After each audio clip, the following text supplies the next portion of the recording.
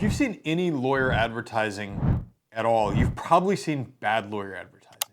You've seen things for car crash lawyers like in a wreck, get a check, or somebody got me a wad of money, or or something like that. And you're probably wondering if there are like legal and ethical ways to maximize the numbers of dollars in your pocket after an auto accident. My name is BenGlassLaw. I'm a lawyer in Virginia, and in this video, I'm going to be sharing with you the 6 best ways that I know to maximize the number of dollars that are going into your pocket after a crash. Number 4, I think you're going to find surprisingly difficult, but if you do it right, it's really going to help your case. And the best part about these tips is that they're all totally above board, completely legal, and 100% ethical, but the insurance company doesn't want you to use them. So here we go. So number 1, you want to get prompt medical attention. So I have a lot of clients who were in a crash and feel a surge of adrenaline and then don't go to the emergency room. And if that's you, like, that's okay. That ship has sailed. You haven't gone to the emergency room, fine. The worst thing you can do next is to wait the next 3, 4, 5, 7 days and hope it gets better. If you're feeling any pain in your neck or in your back or your knees or your ankle or your head, like anywhere, right? If you have pain after a crash, just go get checked out by a doctor. Go to your primary care doctor if you can. Go to an urgent care if you don't have a primary care doctor, or if that wait is too long to get in. But the most important factor in terms of medical treatment after an auto accident is how quickly you get in. Because the guys and girls that try to tough it out for 2 weeks, 3 weeks after a crash, and then go to a doctor are always suspicious to insurance companies, and they're suspicious to judges and juries when we go to try the case. And I tell clients all the time, I can solve one of 2 problems. I can solve the problem that you didn't have much damage to your car, or I can solve the problem that you waited maybe longer than most people would have to go to a doctor. I cannot solve both, okay? We have a case with a little bit of property damage and a 2 or 3 week wait before we go to a doctor. That case is dead on arrival. So if you have some pain the next day or the next 2 days, absolutely you want to make sure you get into a doctor to get it assessed, but also to document that you had that pain and that you complained about it to a medical professional. The number 2 thing to do is to make sure that you get consistent medical care. So if you go to a doctor, like, we've got to follow up on their instructions and do what they say to do. Doctor tells you to go to physical therapy, you go to physical therapy. Physical therapist says, I need you here 3 days a week, you're there 3 days a week, okay? We don't take Tuesday off because we're feeling better. We follow the course of progress, because progress is not linear in recovery from an auto accident. It's not like better, better, better, better, better, all the way better, right? It's ups and downs. We have good days and we have bad days, just like the rest of our lives. And so if we're taking Tuesday off because we're feeling better, but then on Friday we feel crappy again, well, maybe it's because we didn't go to physical therapy on Tuesday, okay?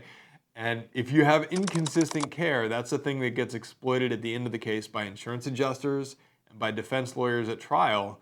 Well, you missed a visit here, you missed a visit here, you missed a visit here. Those are indications to the judge or the jury or whoever is deciding what your case is worth that you weren't actually hurt as bad as you say you were. Now, I know life gets in the way. Listen, I've got 3 boys. We have sports practice almost every night.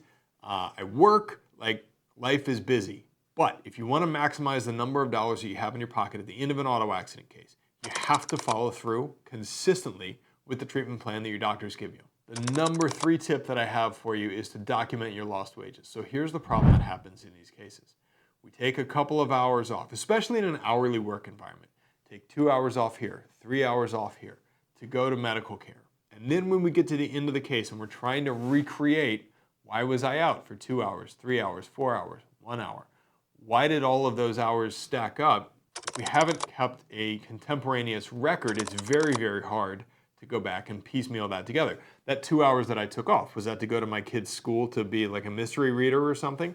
Or was that because I went to medical care? So along the way, I want you to keep a journal of the hours that you missed from work, why you missed those hours from work, and whether or not they were related to the crash. At the end of the case, you're going to compile all your pay stubs, you're going to total up the number of hours that you missed, multiply that by whatever your hourly rate is, and that's your lost wages claim. But the lost wages claim is only as good as the documentation that supports it, and the documentation that supports it are the notes that you made along the way about the days that you missed from work. Number 4, and this is where a lot of people get tripped up, is that you don't understand how insurance works. And this advice, tips, tactics, like whatever you want to call it, this is good for Virginia. Every state does things a little bit differently, and if you're outside of Virginia, I'm sorry, you can just fast forward past this part. But if you're in Virginia, listen very, very carefully. There's a specific order of payment of your medical bills in Virginia, and it goes like this. Number one payer is your health insurance. Always want your health insurance paying first because you get the benefit of the insurance write-off, and you only are paying your copay. Number two, if you have personal injury protection or MedPay on your policy, that's the second payer. Okay? Many providers want to flip that because if they can collect from MedPay, they do not have to take the insurance write-off or the discount that they do from your health insurance policy. Let's follow that one more time. If you have, let's say, a $10,000 hospital bill, what happens is your health insurance might pay the provider $3,000. You might have a $1,000 copay or deductible. And then the other $6,000 of that bill is written off. The provider does not get to collect that unless the provider bills your MedPay carrier first. If they bill your MedPay carrier first and you have $10,000 of MedPay, they are going to collect all of that MedPay, and none of it will be available for you to use for coinsurance or copays in any of your other providers.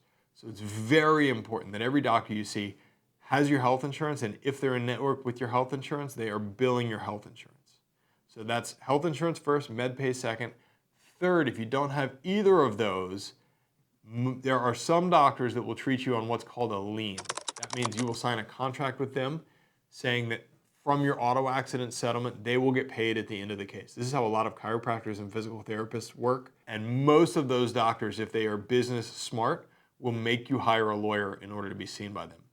Because they know that while the insurance company might send the check directly to a client who's not represented, and that client might deposit it and never pay the doctor, the insurance company is going to send the check to the lawyer, and the lawyer has to pay the chiropractor or has to pay the physical therapist, or else the state bar is going to chase us down. And I am not interested in being chased down by the state bar. And so if you don't have health insurance and you don't have MedPay and you want to get medical care, oftentimes you're going to have to end up hiring a lawyer just so that you have that doctor's protection, so the doctor knows that at the end of their case, they're going to have their bills paid. The benefit to you is that you often are not out of pocket any costs for your care while you're going to those doctors, because the doctor understands I'm going to get paid at the end of the case. So they're not making you pay up front, not even charging you copays. But the order of payment in Virginia, health insurance, MedPay or PIP, liability carrier. Behind that, and we won't get into this in this video, but behind that there's underinsured motorist carrier coverage. Behind that, if there's some other coverage in your house that might be available, and the lawyers can run all that down for you. But the important thing to know is that if you have a complicated insurance layout, it's often better for you just to hire a lawyer, just to have them figure that out, because it's really complicated in Virginia and there's a lot of variables that impact where the money flows and where the money goes. All right, number 5, did you know you could track mileage for medical care? Now, it's not a whole lot of money. The medical reimbursement rate is probably I think it's like 19 cents per mile. It's not the same as the business mileage reimbursement rate. But if you are going to a physical therapist 3 times a week over the course of 12 weeks, and that physical therapist is, 10, 15 miles from your house, those numbers add up. So you should track the mileage to and from your house while you're going to medical care. Maybe just keep that in an Excel spreadsheet, because that is something that you can claim at the end of an auto accident case. It's not a whole lot of money, but every little bit helps, right? And then number 6, I talked about this a little bit earlier in the video, but always talk to a lawyer. Good personal injury lawyers, those of us that do this on a regular basis, we will talk to almost anybody who's been hurt in a crash. Right? I'll get on the phone with almost anybody, and I won't tell you on the phone what your case is worth because I don't know, without seeing your medical bills, without seeing your records, without evaluating your prior history. I can't even give you a ballpark. People ask all the time, what's a ballpark? I don't know, right? But I can tell you whether or not we can add value to your case. And I can tell you specifically if you've not hurt, if you don't have medical care, or if you only went to a doctor 1 or 2 times, those really are cases we can't add value to. But lawyers are very good at getting involved in cases, figuring out, is this somebody I can help or is this somebody I cannot? So we always charge 1/3 of the recovery, and the last thing that I want to do is take 1/3 of what you were going to get on your own anyway. It doesn't make any sense for me, because I want you to refer your friends and your family to me when they find themselves in your shoes. It doesn't make any sense for us to do well on one case and then have a bad reputation in the community for the rest of our lives. So we will always evaluate whether or not we can add value to a case. And sometimes that's in the form of getting you more money at the end of the case. Sometimes it's in the form of just relieving you of all of the work and the burden of having to figure out all of the things that I've talked about in this video, right? How does insurance work? How do I track my mileage? How do I calculate which bills we're taxing to the insurance company? But the insurance company's own records tell them and tell us that people that have lawyers, on average, get settlements and results that are 3 times higher than people that don't have lawyers. That doesn't mean every single case is going to be 3x'd by the involvement of a lawyer, but on average, lawyers add value to cases. We are not scary. Pick up the phone and give us a call. We would love to be of service to you in your case.